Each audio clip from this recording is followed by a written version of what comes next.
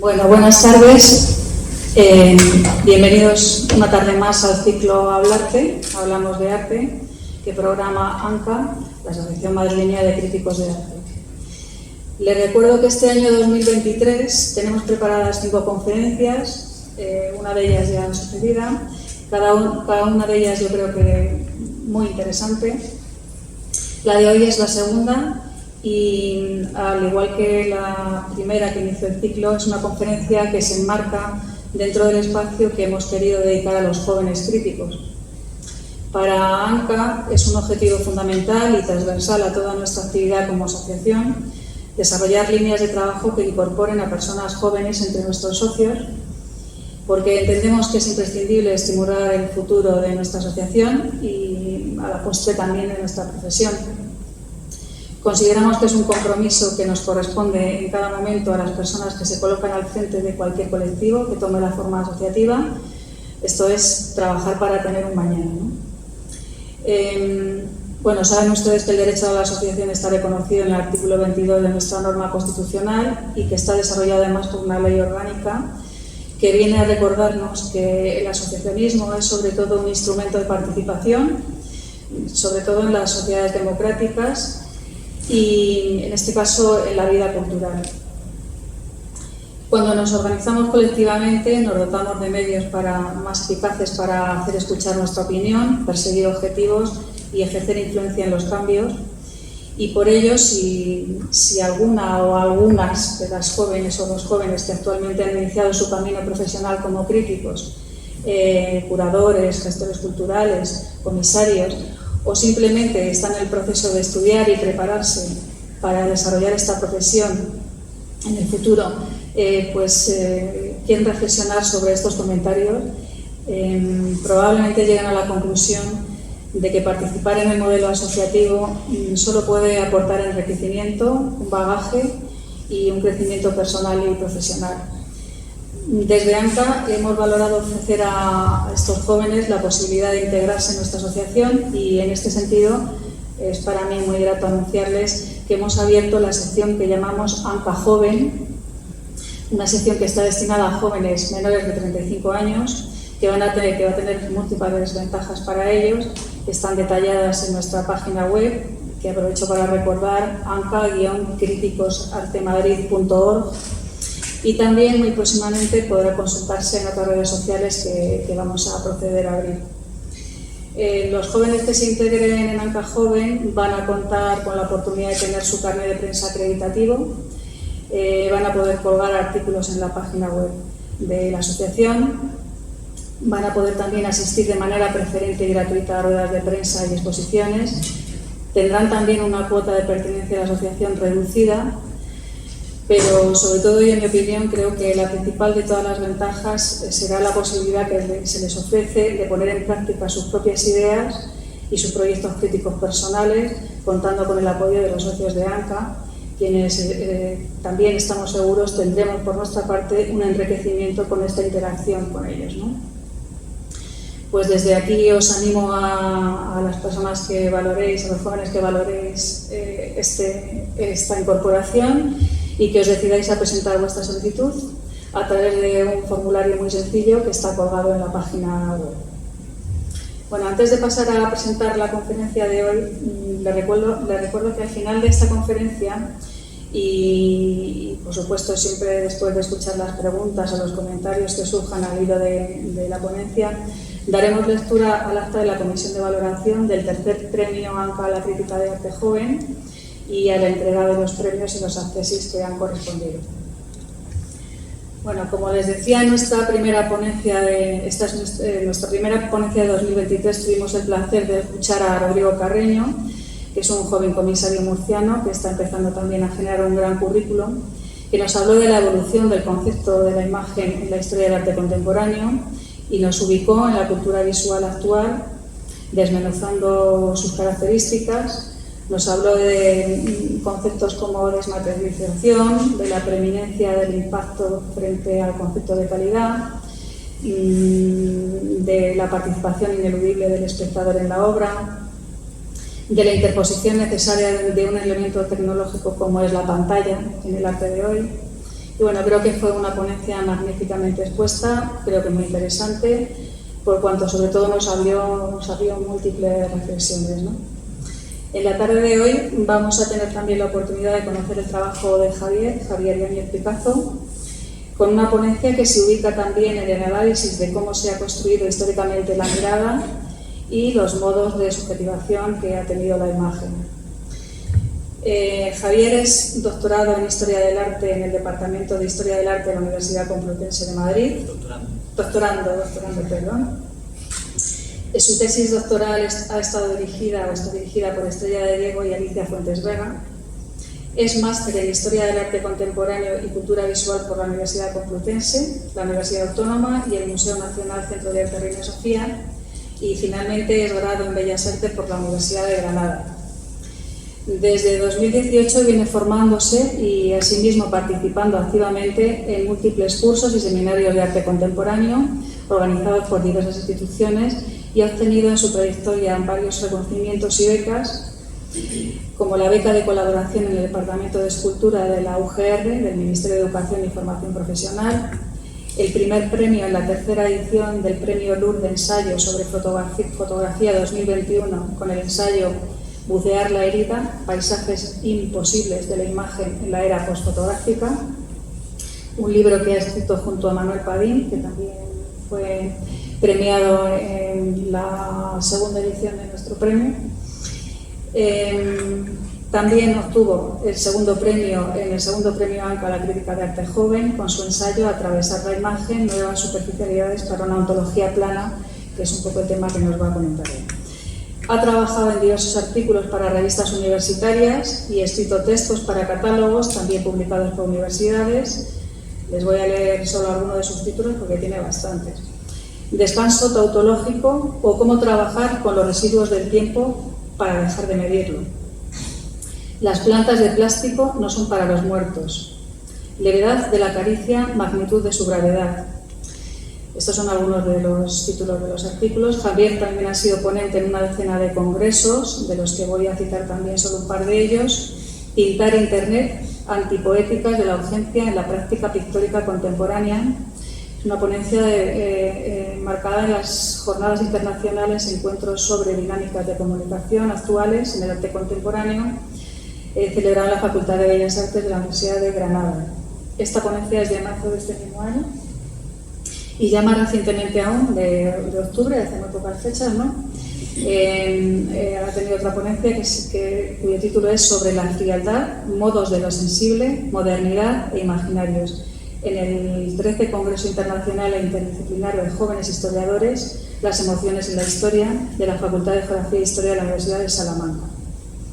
Dentro de su trabajo universitario también ha participado y colaborado como miembro de equipos de coordinación y asesoría en múltiples seminarios de las universidades de Granada, Castellón o Madrid, y también ha escrito artículos para revistas especializadas. Algunos de estos títulos serían Playlist para el fin del mundo, Mark Fisher, música aceleracionista y espacios musicales hipersticionales, en el magazine 2020, esto en el año 2020. Música para ascensores, escucha fácil para un viaje de duración indeterminada, también en 2020, del año 2021. Restos de Warhol, en el magazine Siroco, o Estocolmo y Los Ángeles, en la revista Exit Space. Bueno, Javier es también docente, ha impartido clases en las materias de arte griego, arte de la ilustración y del siglo XIX y arte contemporáneo, en la Facultad de Geografía e Historia de la UCM. Y bueno, aunque he resumido bastante su currículum, como puede verse por estos datos que he deseado, pues una persona interesada por la multiplicidad de cuestiones de la cultura visual actual, con un currículo que, teniendo en cuenta que nació en 1997, pues pone de manifiesto que no ha perdido mucho tiempo. Y bueno, esta actitud inquieta y proactiva y también la profundidad y la calidad de su trabajo, el trabajo que nos presentó, hicieron que, como he comentado, fuera acreedor al segundo premio ANCA, la crítica de arte joven, en la edición de 2021, y por todo ello pues estamos encantados de abrirle esta oportunidad para que nos hable hoy de la imagen y del concepto de ontología plana.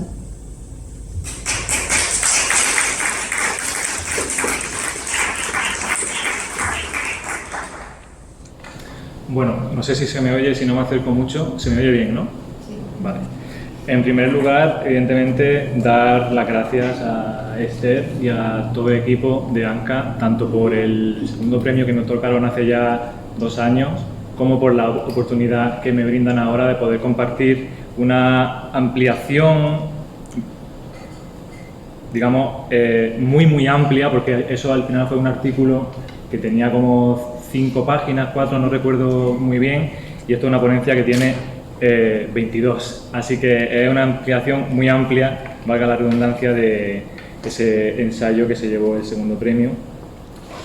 Y nada, voy a comenzar porque tampoco quiero aquí comerme mucho tiempo y nada, decir que no he podido tener tampoco, o sea, no he contado con muchísimo tiempo como para poder preparármela como me hubiese gustado a nivel de fluidez oral, entonces lo que voy a hacer es leerla, que es una cosa que no me gusta mucho hacer, pero bueno, también me ayuda a que no se me quede ningún cabo suelto y a poder centrarme en los tiempos que me gusta controlarlo y no me gusta salirme de ellos.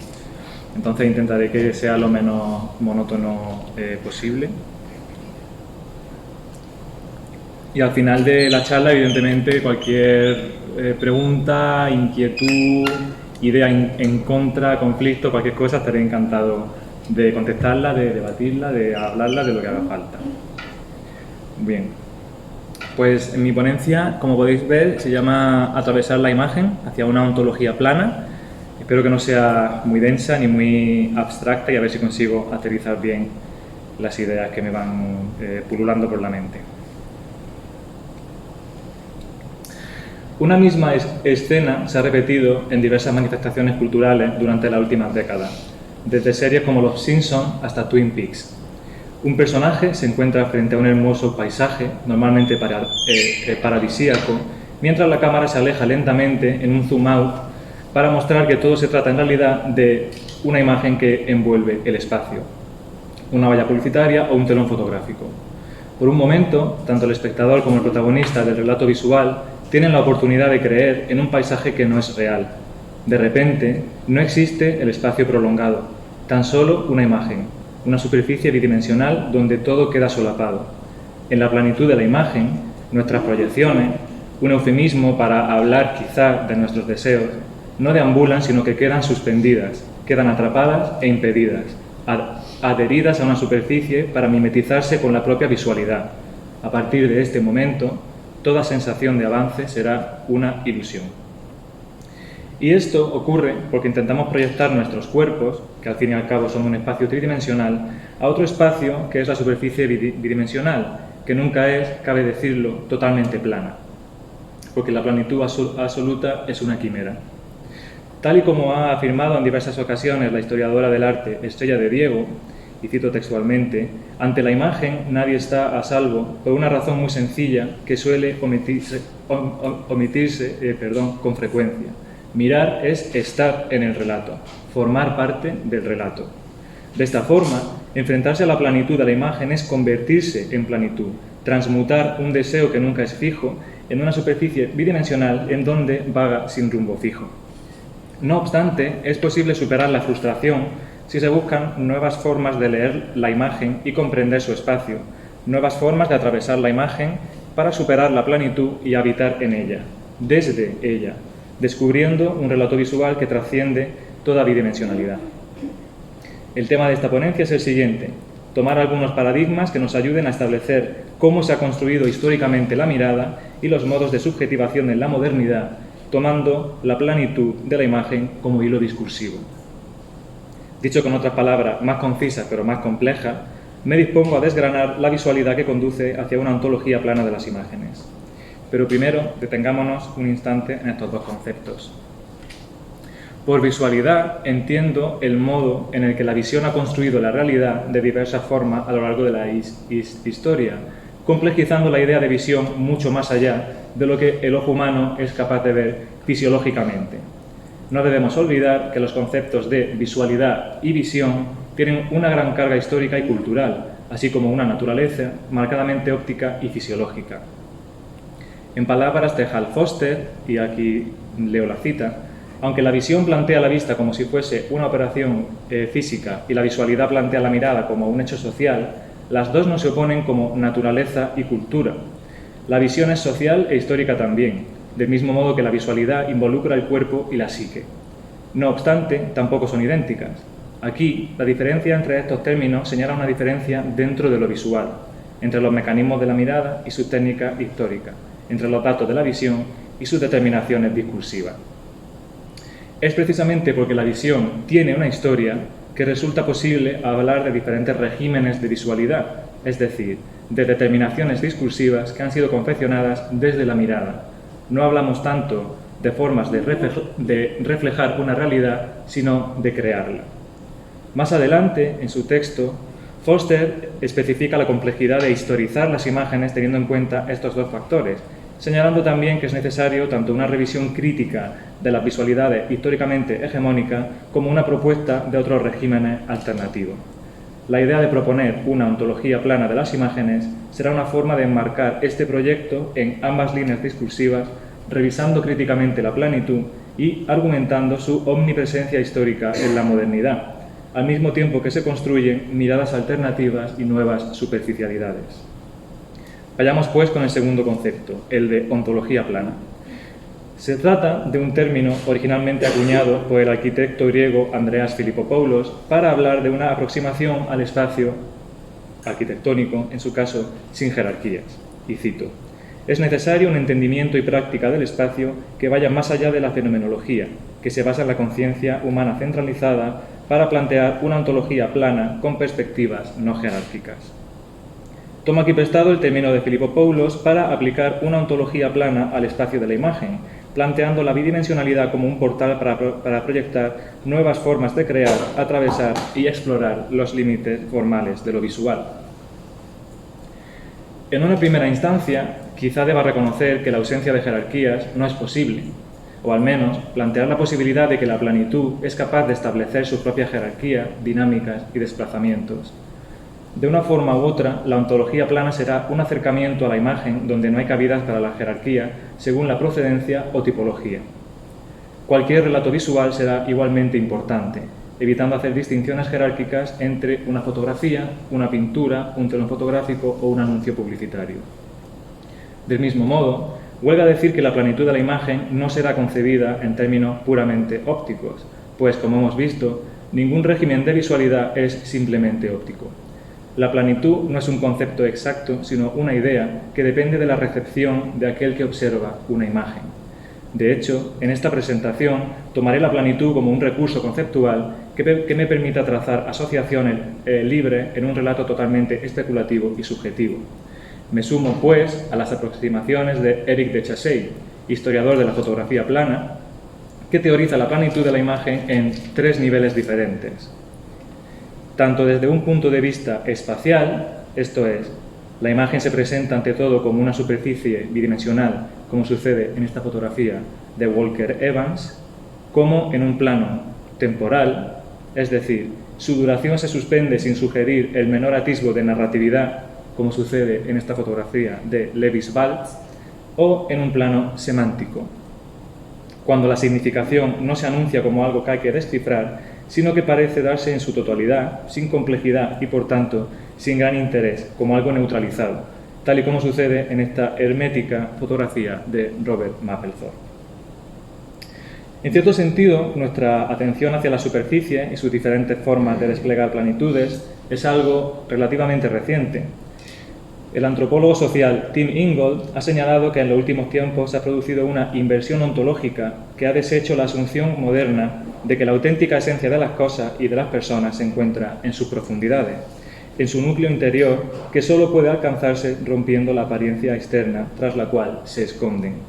Esta inversión fue testigo de que hubo un tiempo en el que el individuo moderno se sentía angustiado por tener un interior, aliviándose en la firme creencia de que las cosas más importantes se encontraban realmente en las profundidades de la superficie e incluso, como han argumentado algunos extremistas, ahora lo veremos, que absolutamente todo es superficie. Así parecía atestiguarlo un Walter Benjamin de principios del siglo XX, para quien se estaba produciendo una latente crisis del interior, que estaba desplazando la forma prototípica de habitar que se ha considerado siempre históricamente como estar dentro de un hogar o de un refugio, y decía Benjamin que ahora había una nueva forma de habitar marcadamente moderna, que era ser una funda. Así parecía defenderlo también el prestigioso escritor y cineasta francés Alain Grillet, que hablaba ya en 1956 del derrocamiento de los viejos mitos de la profundidad, añadiendo que, y cito textualmente, la superficie de las cosas ha dejado de ser para nosotros la máscara de su corazón, sentimiento que era el preludio de todos los más allá de la metafísica. Por suerte o por desgracia, hacía ya tiempo que no había que buscar más allá de la máscara, porque la propia identidad del sujeto moderno se había convertido en mascarada. Desde los desórdenes de personalidad propios de figuras como Fernando Pessoa, pasando por las teorías elaboradas en 1929 por la psicoanalista Joan Rivière sobre la feminidad entendida como un juego de máscaras, hasta llegar a la corriente de la nueva objetividad que imperaba en la Alemania durante los años de la República de Weimar, animando a sus ciudadanos de posguerra, traumatizados y avergonzados a partes iguales, a construirse una fachada frívola y distante en su vida pública. A partir de los años 60 del siglo pasado, la plenitud parece invadirlo todo. Fue por esos mismos años que Andy Warhol, otro gran maestro en el juego de la mascarada, llevó el caso al extremo al reconocer en una entrevista que si alguien quería saberlo todo acerca de él, solo tenía que mirar las superficies de su pintura, de su película y a él mismo. Ahí es donde estoy, no hay nada más. No hay nada detrás, decía él. Al mismo tiempo, la década warholiana terminaba con la publicación del influyente libro de Gilles Deleuze, Lógica del sentido, publicado en el 69, que bien podríamos tomar como una suerte de tratado que busca teorizar las superficies desde un prisma afectivo. En su libro, el filósofo francés actualizaba la famosísima frase de Paul Valéry, que rezaba «lo más profundo es la piel», para defender que es en las superficies, que se creían tan bien conocidas que ya no eran ni exploradas, en las que se encuentra, sin embargo, toda la lógica del sentido. Para Deleuze, el sentido es siempre lo que se forma y se despliega en la superficie, argumentando, y cito textualmente, que hay, pues, toda una física de la superficie en tanto que efecto de las mezclas en profundidad, que recoge sin cesar las variaciones, las pulsaciones del universo entero y las envuelve en estos límites móviles. Que las propuestas de figuras tan dispares como Roth Grillet, Warhol y Deleuze no hayan caído en desuso es algo que se manifiesta recurrentemente en los estudios visuales y los relatos históricos que se siguen configurando en la actualidad. La investigadora Andrea Soto Calderón, por ejemplo, sigue reivindicando en su último libro, Imágenes que resisten, publicado este mismo año, 2023, la importancia de aproximarse a la imagen a través del movimiento ágil entre superficies y medios, afirmando incluso que es en la plasticidad de la superficie donde las imágenes pueden operar un desencaje para articular otra ecología racional. En esta búsqueda de una nueva ecología relacionada de las imágenes, las ideas deleuzianas sirven para desmitificar algunas asunciones que, de primera mano, podrían deducirse de afirmaciones tajantes como las ya mencionadas de Roth Grillet y Warhol. En primer lugar, podríamos afirmar que la superficie no anula la profundidad, sino que soporta otro tipo de profundidad. Y en segundo lugar, podríamos afirmar que debemos acercarnos a ellas como un conjunto de relaciones dinámicas y afectivas donde aflora el sentido, como si se tratase del síntoma que se exterioriza en el cuerpo enfermo. Curiosamente, muchas de estas ideas sobre la superficie han permeado en las corrientes académicas y en las metodologías investigativas de la segunda mitad del siglo XX. Podemos tomar la lectura sintomática, del inglés symptomatic reading, como una práctica que envuelve un método interpretativo que argumenta que los aspectos más interesantes de un texto son aquellos que se reprimen. Esta aproximación fue popularizada por Fredric Jameson en su libro El inconsciente político, de 1981, con una portada original, por cierto, en la que se juega con diferentes veladuras y planitudes. Y en este libro, Jameson toma el significado como algo oculto, reprimido en las profundidades del texto y que necesita ser explorado, descubierto y revelado para la correcta interpretación de una obra. Así, parece ser que todo escrito es un cuerpo enfermo que debemos explorar y diagnosticar. No obstante, tal y como puede adivinarse, Jamieson defiende, pues, que hay un significado latente tras uno manifiesto, de forma que, aunque él sí que presta atención a la superficie del texto, al síntoma, sigue tomándolo como algo engañoso que sirve para velar el sentido y, por lo tanto, es algo que debe superarse.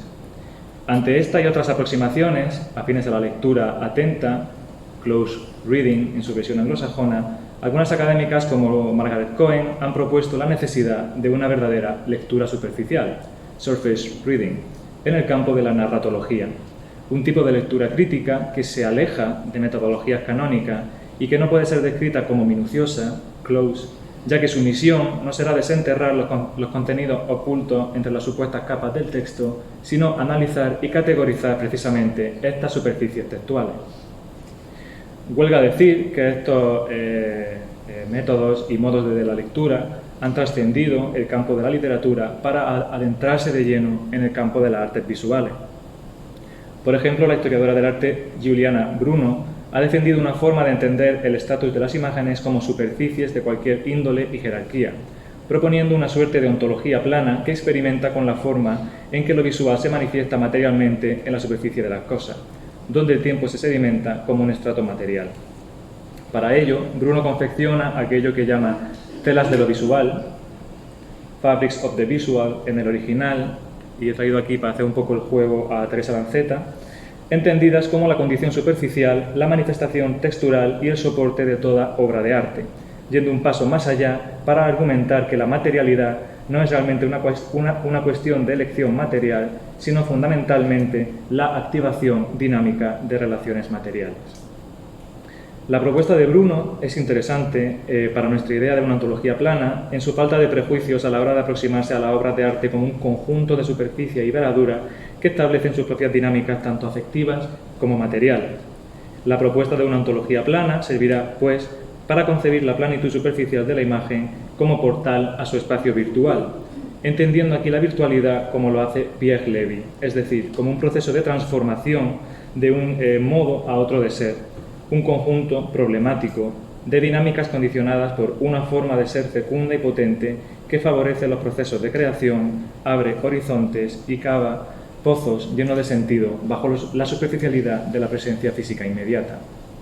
La ontología plana será una aproximación para descubrir todos esos nuevos sentidos ocultos bajo la plenitud de la imagen, para descubrir que, más allá de la superficialidad de la presencia física inmediata, existen espacios virtuales de configuración lenta donde otros modos de ser son posibles.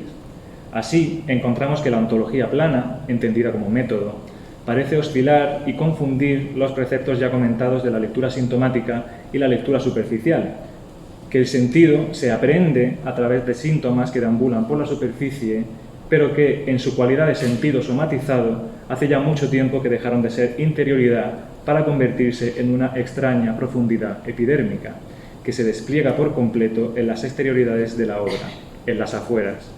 Nosotros, siguiendo a Bruno y Deleuze, nos centramos en la veladura del mundo que, más que ocultar una realidad, se instaura ella misma como realidad a experimentar. Y ahora aquí entro a hablar de lo que yo quiero llamar como los paradigmas para poder hablar de la planitud de la imagen, que van a estar hilados principalmente a través de 3 cuadros muy famosos de Kazimir Malevich. Durante la década de 1910, el artista ruso Kazimir Malevich pinta algunos de sus cuadros más famosos: Cuadrado negro, de 1915, Cuadrado rojo, del mismo año, y Blanco sobre blanco, de 3 años más tarde. En el marco general de la vanguardia histórica, y más concretamente en el movimiento suprematista, posiblemente fuesen las pinturas más planas que se habían hecho nunca. Es cierto que por aquel entonces ya contábamos con la abstracción de figuras como Hilma af Klint y Vasily Kandinsky, pero sus composiciones nunca llegaron a ser tan radicalmente planas, ya que abandonaron toda sensación visual de quietud en busca de un dinamismo sinfónico. También estaban los desarrollos coetáneos de las corrientes cubistas, que buscaban, entre otras muchas cosas, representar la realidad a través de la confluencia distorsionada de los diferentes planos que conforman el mundo, aunque seguían buscando la ilusión representacional de espacio y profundidad. La única competencia posible a la plenitud de Malevich posiblemente fuese la aparición del collage, tanto cubista como dadaísta y surrealista, entendiendo aquí esta práctica como el montaje de diferentes estratos materiales de realidad que conviven de forma heterogénea en un mismo plano. Me gustaría tomar aquí los 3 cuadros mencionados de Malevich como paradigma y pretexto para hablar de la planitud en diferentes direcciones, hacia adelante y hacia atrás en el tiempo y el espacio.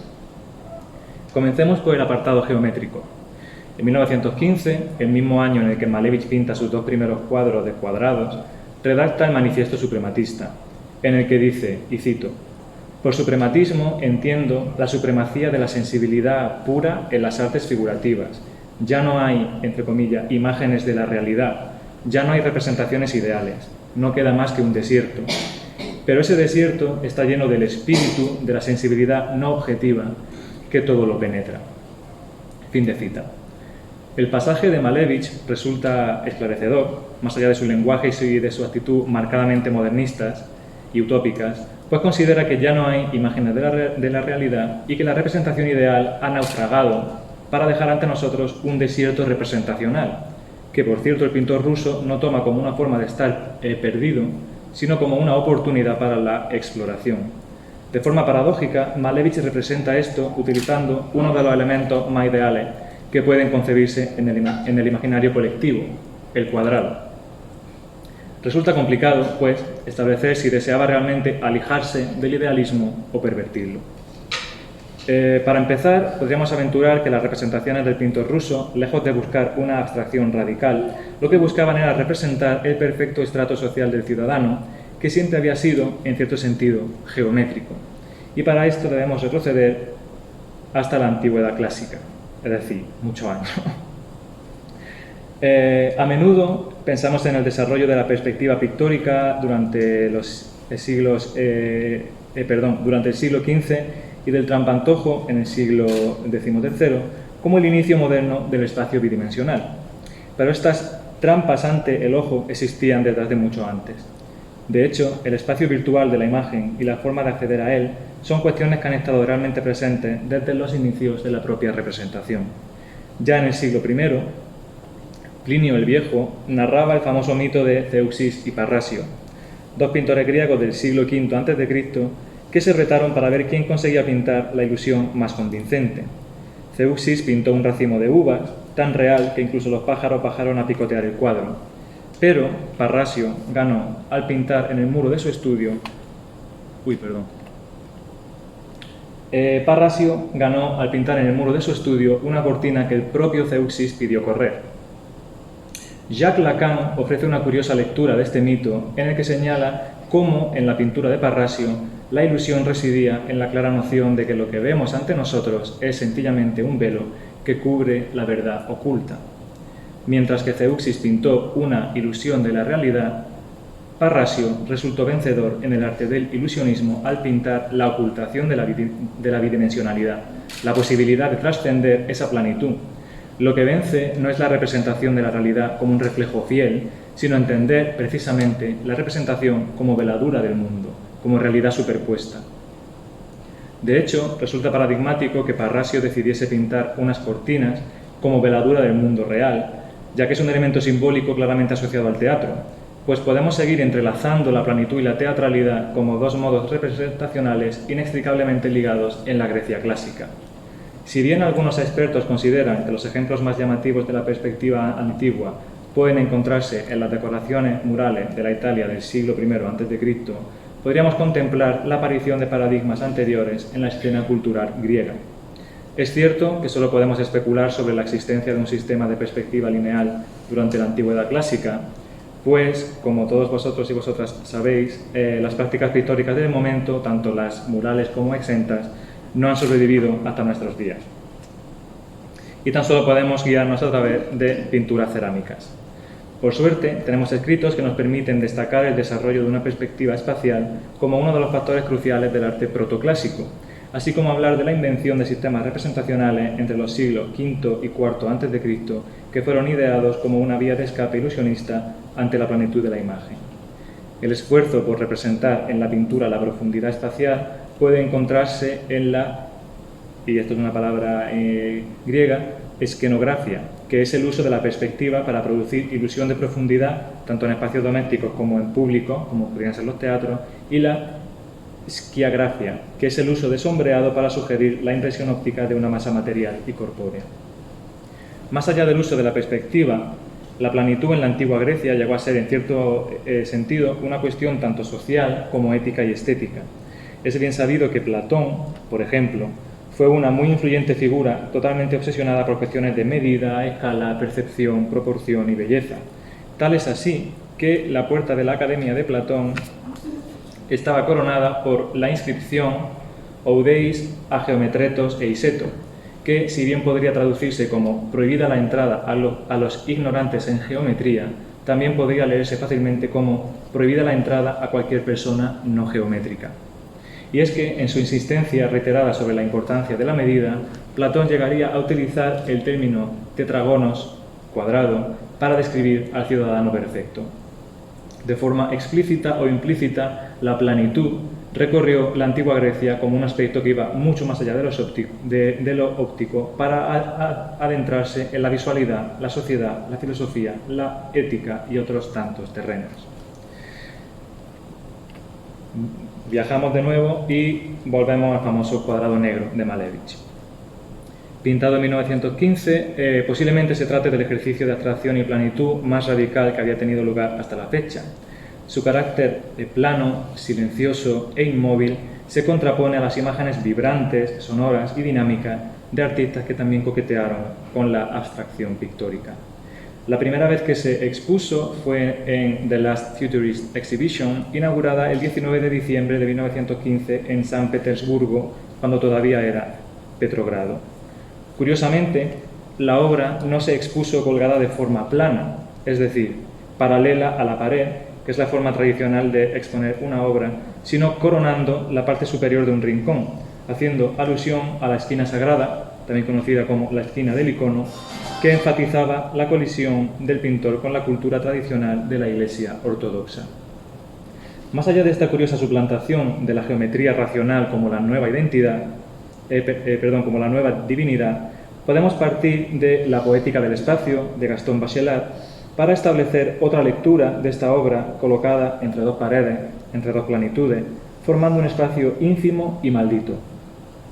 Para Gaston Bachelard, el rincón puede tomarse, tanto en el sentido espacial como metafísico, como una soledad para la imaginación, como el germen de un cuarto, de una casa, es decir, una forma arquitectónica que permite una forma alternativa de habitar.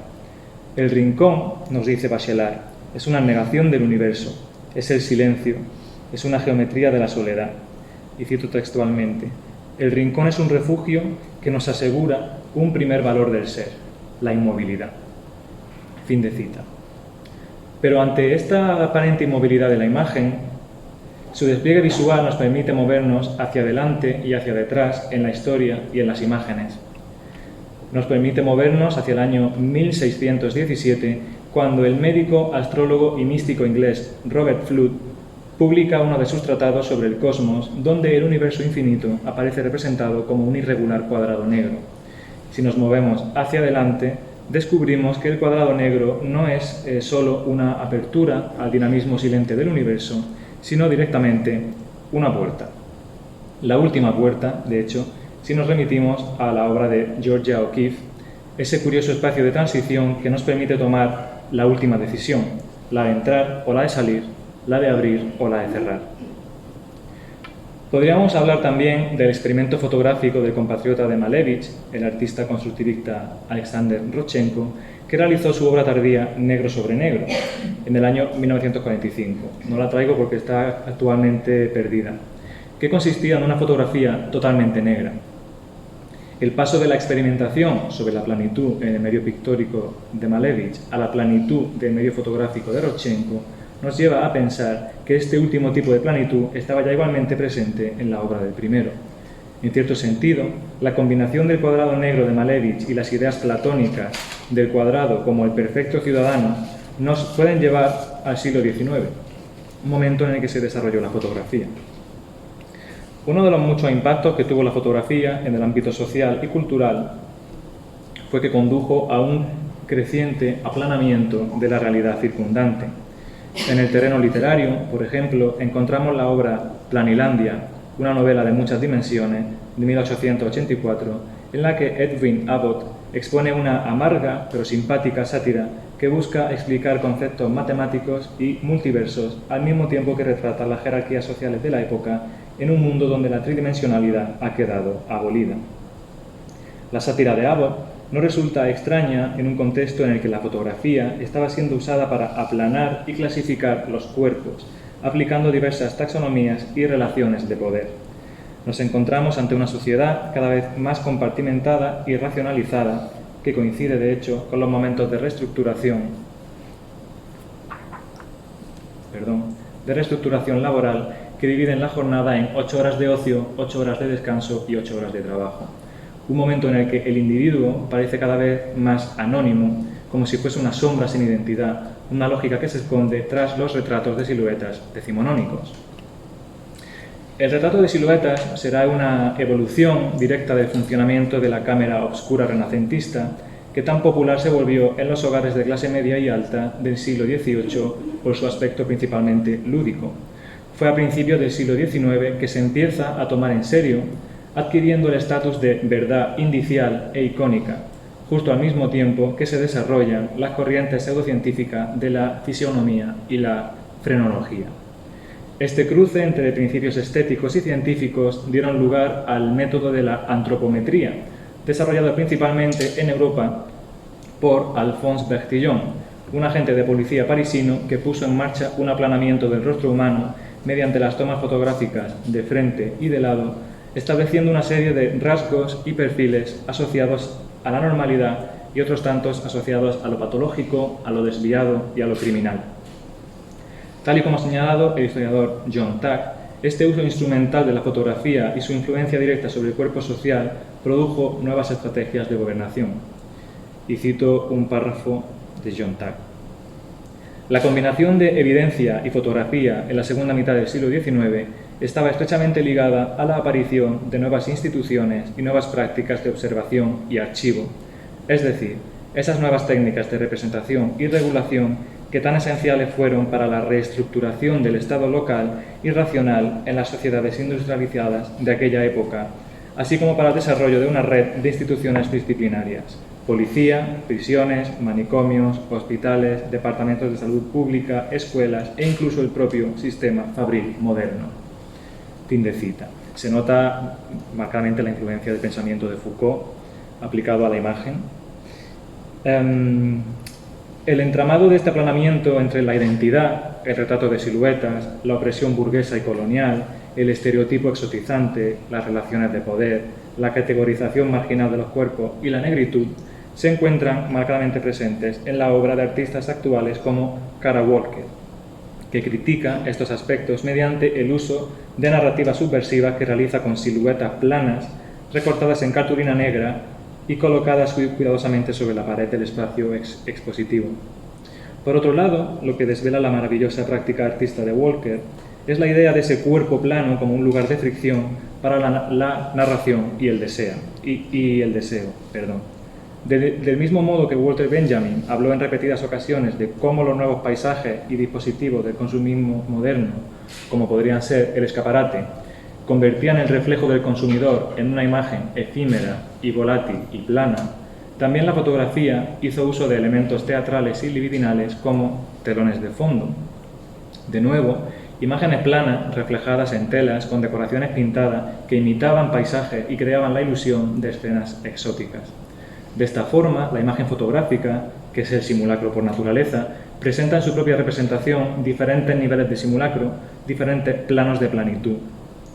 Al igual que sucede con Walker, el uso de espacios quiméricos como proyecciones para el viaje del deseo y la imaginación han sido rescatadas y subvertidas en la actualidad en la práctica de algunas fotógrafas, como es el caso paradigmático de Cindy Sherman.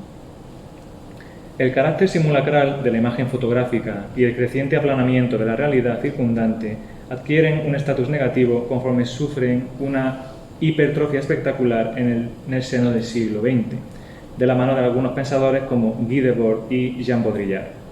Este último hablaba de un nuevo giro en la cultura tradicional de la profundidad, considerando que el espacio perspectivo no es más que un modelo de simulación, entre otros. Frente a esta visión negativa, otros autores, como Fredric Jameson, propusieron un nuevo tipo de ausencia de profundidad, que es un nuevo tipo de superficialidad, que causaría aquello que Jameson llamó el ocaso de los afectos, un rasgo fundamental de la posmodernidad. Para el autor, esto no era motivo de lamento, y cito textualmente: por supuesto, sería inexacto sugerir que la nueva imagen carece de todo afecto, de todo sentimiento o emoción y de toda subjetividad. Fin de cita. No obstante, no debe tomarse la nueva superficialidad como una ausencia de profundidad, sino como, de nuevo, otro tipo de profundidad. Esto implica, como señala Jameson, la aparición de nuevos afectos y la necesidad de nuevas herramientas para aproximarse a esta superficialidad de la ontología plana. Y la nueva afectividad superficial del consumismo moderno no se reflejó en otro lugar mejor que en el pop estadounidense, momento culmen del imperativo del llamado plano pictórico. No obstante, para comprender mejor este último término con tanta carga histórica, tenemos que remontarnos unos años antes, aunque sigamos anclados en los Estados Unidos.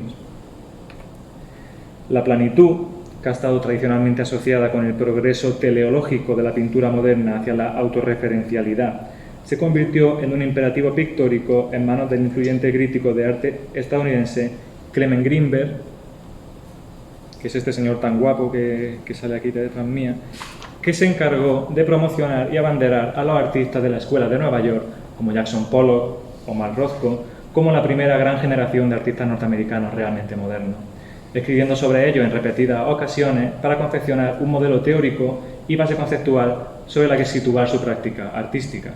Para ello, el crítico estadounidense elaboró unos modelos altamente restrictivos que diferenciaban la buena pintura de la mala pintura. La primera debía de estar marcada por una supuesta autonomía, planitud, pureza y continuidad de lo que él llamaba el medio pictórico, y cualquier otra cosa que no entrase en esos estrechos parámetros formalistas era instantáneamente considerado como mal arte. Paradójicamente, resulta pertinente tomar el pop como el principal desarrollo artístico de nuevas profundidades y superficialidades durante la década de los 60, que, en cierto modo, culmina y destroza el imperativo moderno del plano pictórico promulgado por Clement Greenberg. Y digo paradójicamente porque, tal y como es bien sabido, el crítico norteamericano demostró reiteradamente su rechazo hacia la sensibilidad pop, dejando al descubierto que su principal preocupación dogmática nunca fue realmente atentar contra el ilusionismo pictórico ni su efecto escultórico de profundidad, como él lo llamaba, sino que su problema era contra la figuración y contra la narración. Tal y como ha señalado muy acertadamente Estrella de Diego, y cito de nuevo, Greenberg no aceptó que los pop, con sus temas banales que tanto le perturbaban, hubiesen hecho realidad su sueño de pureza al alcanzar un arte en el cual la ilusión espacial era cuestionada y cancelada como una falsa operación. Fin de cita.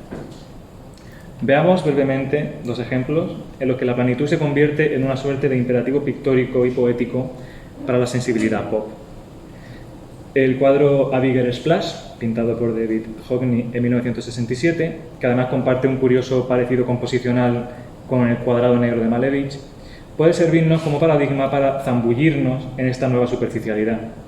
En esta obra, la planitud de la realidad californiana se ve interrumpida por un salpicón, un detallado gesto que implica la presencia de una ausencia y viceversa, una invitación a atravesar la imagen de la piscina, a adentrarnos más allá de la planitud de la obra y de su superficie acuática. Para Hockney, la creación y la mirada deben ser procesos lentos, resaltando la importancia de pintar en un proceso muy lento, como él decía, algo que en la vida real sucede muy rápidamente. Como anécdota, Hockney siempre cuenta que este cuadro lo pintó entero en un día, menos la mancha, el splash, que estuvo semanas pintándolo, como casi gota a gota, aunque ahí no se aprecia muy bien. El segundo ejemplo resulta algo más perverso. Nos encontramos ante una masa de carne anulada de Tom Wesselmann, que presenta la característica principal de este pintor norteamericano: la ausencia total de ojos. la mutilación de la mirada a la que somete a sus cuerpos femeninos en una suerte de actualización pop del edipismo más descarnado, permitiendo la observación del espectador, pero nunca una respuesta por parte del sujeto, siempre femenino, representado. Los únicos atributos reconocibles son sus pezones erectos, tal vez algo de vello púbico, su boca carnosa y entreabierta, su pelo al más puro estilo Marilyn Monroe y las marcas del bikini sobre la piel, un claro indicio de las horas muertas que pasan estos cuerpos bronceando sus pieles en las playas más soleadas de la costa californiana. Wesselmann se hizo famoso por su longeva serie de desnudos americanos, donde las mujeres eran representadas como muñecas hinchables desposeídas y desprovistas de visión, cuerpos para ser mirados que no permiten una mirada de vuelta. Aterrizamos de nuevo en el cuadrado blanco sobre un fondo blanco. El blanco no es absoluto, sino que existe toda una amplia gama de blancos. David Batchelor ha hablado de blancos plurales que van más allá de la blancura colonial y occidental asociada con la virtud, la pureza y la incorrupción. Los blancos plurales son aquellos que se alejan de esta veneración hegemónica y occidental para adentrarse en la multiplicidad ya enumerada en su momento por el artista Henry Michaud. Blanco insano, blanco fanático, blanco horrible, blanco eléctrico, blanco sanguinario y un interminable etcétera. Como uno no puede evitar pensar en cierta pérdida de coordenadas, en un espacio donde figura y fondo, como en este caso, están hechos de la misma materia, de forma que se acaban confundiendo en un mismo plano. El cuadrado blanco de Malevich nos conduce ahora a 1874, cuando Lewis Carroll publica su poema La caza del Snark, en el que una tripulación se embarca para capturar una criatura inconcebible conocida como Snark. Uno de los protagonistas del poema, Bellman, hace uso de una carta náutica que le ayuda a localizar el paradero de la criatura. Lo curioso es que el poema viene acompañado de una ilustración de esta carta náutica y resulta ser un rectángulo completamente vacío y en blanco, en el que las únicas indicaciones son la situación del norte, sur, este y oeste. Lo que el mapa refleja, tal y como señala Carroll en su poema, es, y cito, un perfecto absoluto vacío, blank en el original. Muchas lecturas e interpretaciones se han producido a partir de este mapa, aunque me gusta pensar en una perversión poética en la que Carroll desmenuza los límites lógicos de la representación. La realidad, entendida aquí como un océano siempre dinámico y mutable, no es realmente cartografiable. El espacio físico y el mapa, o cualquier otro sistema de medición, son dos realidades diferentes, si bien relacionadas por diversos índices de similitud.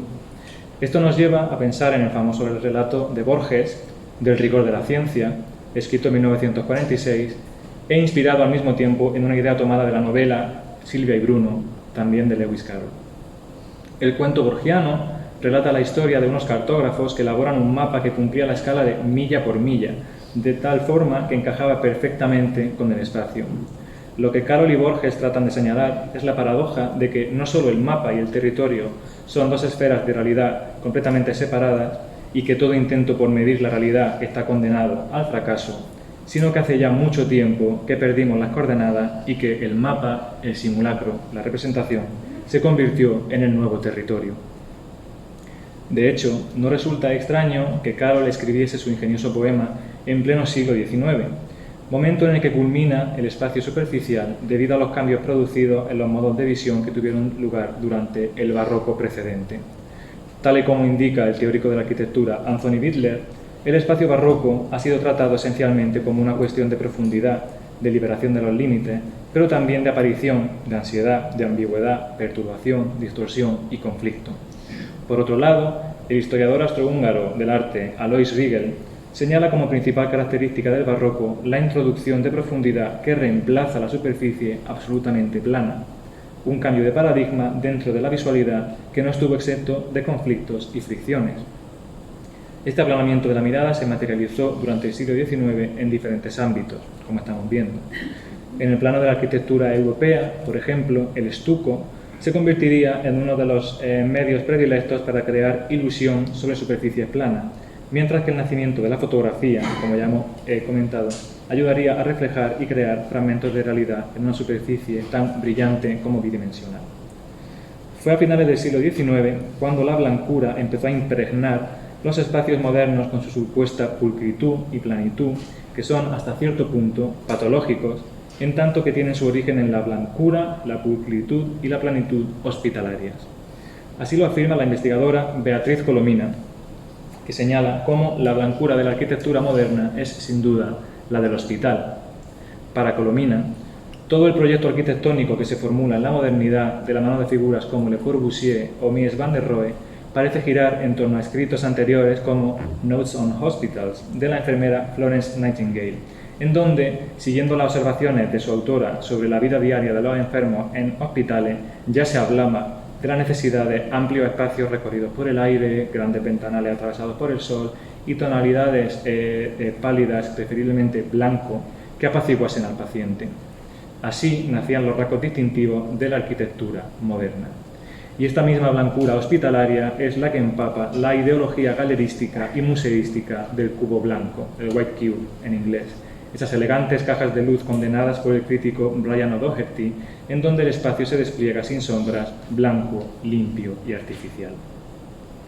Y así, la blancura del hospital y del museo, además de la ventana como imperativo arquitectónico para la correcta ventilación e iluminación de los espacios modernos, convergen en las ventanas que Ellsworth Kelly comienza a realizar a finales de la década de los 40, pervirtiendo los códigos representacionales de la abstracción geométrica de la vanguardia, aquella promulgada precisamente por figuras como Malevich y Mondrian, para atestiguar que sus retículas y su limpieza racionales siempre habían pertenecido a un orden, en cierto modo, patológico, al mismo tiempo que ofrece cierta esperanza de tomar la blancura y con ella la representación como una ventana que se abre hacia el mundo y que nos permite exhibirnos y mostrarnos en él.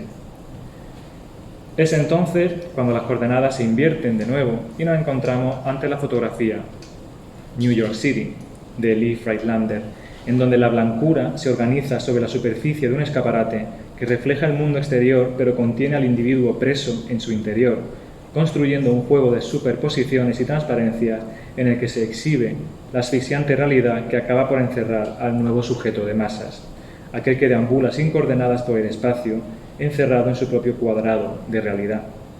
Entonces, el cuadro blanco sobre blanco de Malevich se invierte.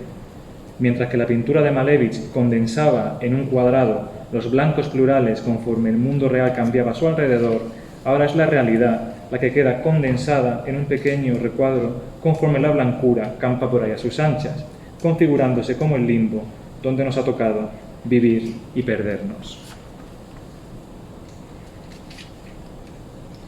Por último, el cuadrado rojo de Malevich nos conduce a un lugar insospechado, verdaderamente perverso, en el que se juega con los límites del lenguaje, la ficción y las formas de construir la realidad, esto es, de velarla.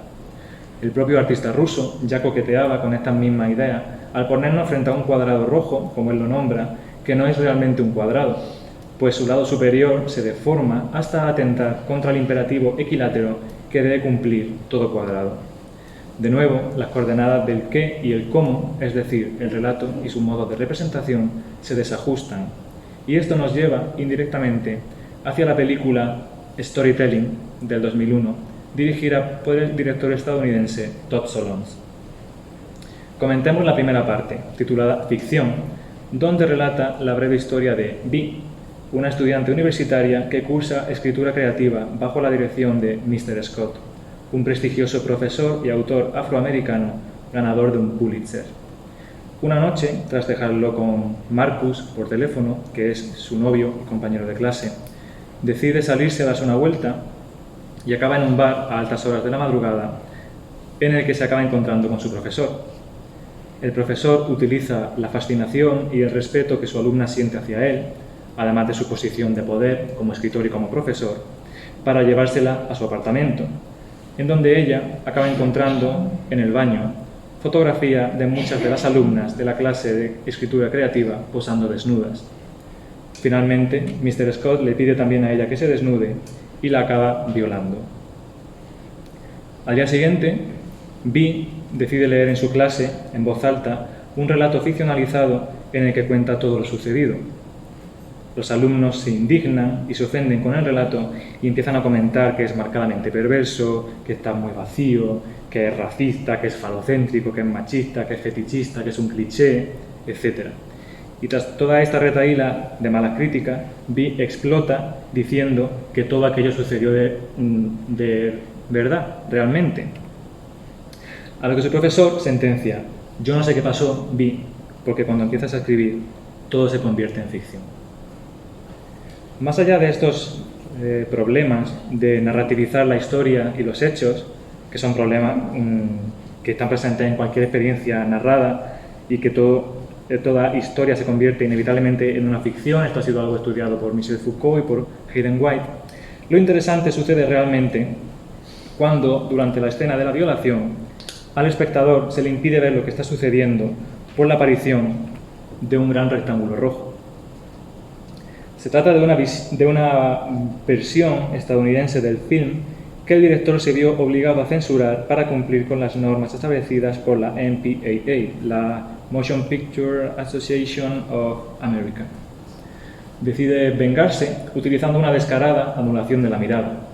La censura no se limita aquí a un pequeño recuadro negro, sino a un gran rectángulo de un rojo vibrante y violento que llega a ocupar un tercio de la pantalla. Las dos figuras, el agresor y la víctima, se velan tras un espacio geométrico y plano, que levanta un muro entre el contenido de la obra y el espectador, que solo tiene acceso a la violencia de la escena a través de esa gran apertura sangrante que, en un ingenuo acto de protección, termina por herir de vuelta, aunque de otro modo, la mirada de aquel que se atreve a mirar. Al mismo tiempo, la elección de Solons parece convertir la cruda escena de una violación en una imagen pop que recuerda a muchas obras de John Baldessari, de tal forma que su grotesca elección formal termina por ridiculizar y evidenciar las polémicas de la censura a la hora de representar escenas gráficas de sexo y violencia. A modo de cierre de esta parte de Malevich, podría decirse que el cuadrado negro será una puerta, el blanco será una ventana y el rojo será un muro. Todos ellos, elementos arquitectónicos que se yerguen sobre una percepción sensitiva en la que la ontología plana de la imagen permite abrir, cerrar, encerrar, velar o anular nuestra mirada. Y todos estos procesos de apertura y cancelación no dejan de ser ciudadanos perfectos, como diría Platón, en un mundo cada vez más geometrizado.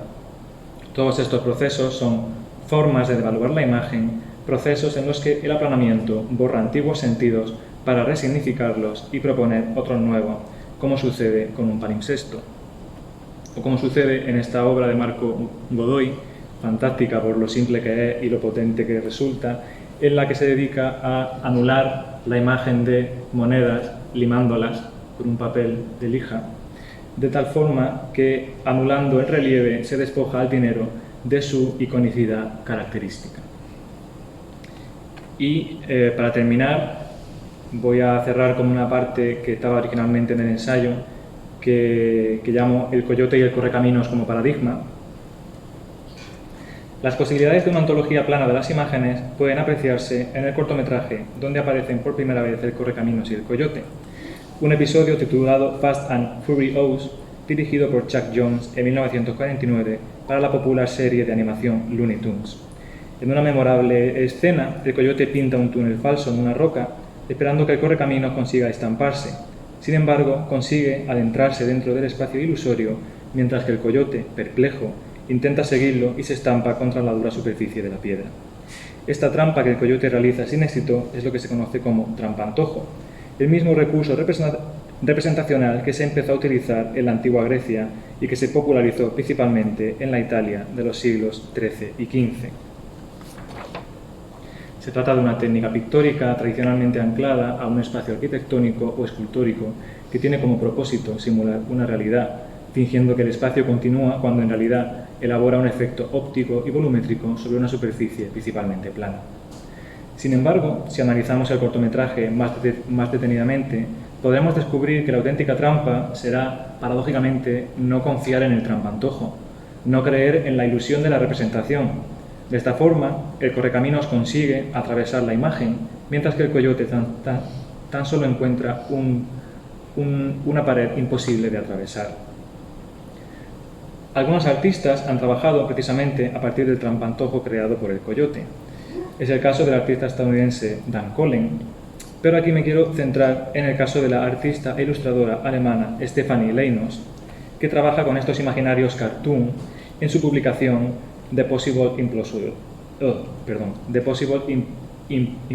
de 2019, plagada de dibujos solitarios que no muestran ninguna figura ni presencia, tan solo espacios ambiguos y desconcertantes de aspecto inseguro, trampas visuales y espaciales que esperan a ser descubiertas.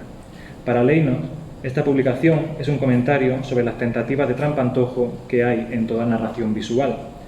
Cuando el espacio se convierte en imagen, se transforma en un espacio otro Foucaultiano, una suerte de lugar inalcanzable e imposible, un espacio que, tal y como reza el título de la obra de Leinos, es nada más y nada menos que lo posible inverosímil.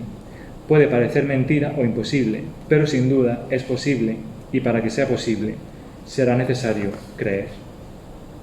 Como espectadores, quizá nos resulte más fácil y evidente identificarnos con el coyote, que persigue constantemente al correcaminos. Siempre que está tan cerca, sabe que en realidad se encuentra muy lejos. Y de repente nos estampamos, el espacio se convierte en imagen y no solo nos impide avanzar, sino que nos destroza, nos golpea y nos aplana. Nos recuerda que el espacio bidimensional es parecido a aquello que Walter Benjamin conocía como aura, a saber, la aparición irrepetible de una lejanía, por más cercana que ésta pueda hallarse. En esta línea, Leinos confiesa: yo soy el coyote, constantemente creando puertas y caminos que sé que no puedo seguir. Podemos hacer como Leinos y posicionarnos en el frustrante lugar del coyote, incapaz de seguir sus propios caminos y cayendo constantemente en sus propias trampas. Pero también podemos ser como el omnipotente correcaminos y adentrarnos sin temor, a veces no sin cierta ingenuidad, en el espacio ideal que es la realidad de la imagen, superando toda superficie ilusoria. Al final, es cuestión de creer con firmeza que los caminos ilusorios que nos brinda la representación son siempre transitables, de una forma u otra, incluso cuando haya que prescindir de nuestros ojos para aprender a mirar de otra forma. Toda imagen ha sido siempre una trampa, una condena que puede desactivarse haciendo uso de los mecanismos del humor que dan una vuelta de tuerca a esta trampa para convertirla en una broma. Nos encontramos ahora ante una serie de obras de Ugo Rondinone que consiste en grandes lienzos pintados como si fuesen muros de colores o, vistos desde otro punto de vista, imponentes y coloridos muros construidos a través de la urdimbre, la trama del lienzo y la mancha pictórica. Ya no se trata de las cortinas que Parrasio pintó para cubrir los muros de su estudio y así poder ganar a Zeuxis, sino que ahora nos encontramos directamente ante el muro. Ya no hay representación como veladura del mundo, sino la propia solidez del mundo. Pero basta rodear las obras, infiltrarse entre bastidores para descubrir las tramoyas de la representación, porque los mecanismos que configuran la visión siempre pueden ser vistos desde el otro lado. Entonces descubrimos que el muro pintado es en realidad un triste mosaico de retales cosidos, un trabajo de patchwork precario que se ve acompañado además de un pequeño rectángulo de tela oscura en cada obra donde aparece la figura de un payaso estrellado. Todo es un chiste de mal gusto, una broma que ni siquiera el comediante consigue traspasar. Tal y como ha argumentado Baudrillard a propósito del mito de Zeuxis y Parrasio, y cito textualmente, en el truco visual no se trata nunca de confundirse con lo real, sino de producir un simulacro con plena conciencia del juego y del artificio. El milagro no puede darse nunca en el colmo del realismo, sino precisamente al contrario, en el desfallecimiento repentino de la realidad y en el vértigo que produce hundirse en él. Fin de cita. El vértigo de hundirse y confundirse en la representación es el placer de zambullirse en los artificios de la imagen. En la ontología plana, todo parece resultar ambiguo y los conceptos se confunden. Las trampas serán posibilidades, los muros serán traspasables, la bidimensionalidad se desplegará como un espacio habitable. Será fundamental considerar aquello que Didi Uberman señala muy acertadamente, y es el gran error que es pensar que solo se mira con los ojos. Los ojos no son suficientes para una ontología plana, y es por esto por lo que las trampas para el ojo serán fácilmente superables. Si partimos, pues, desde la premisa de que toda imagen será siempre una trampa, no habrá que evitarla, sino caer en ella. Solo así podremos confiar en la imagen, como el correcaminos, y podremos creer en la imagen y descubrir el espacio que se esconde detrás de la aparente y frustrante plenitud. Y ya me callo.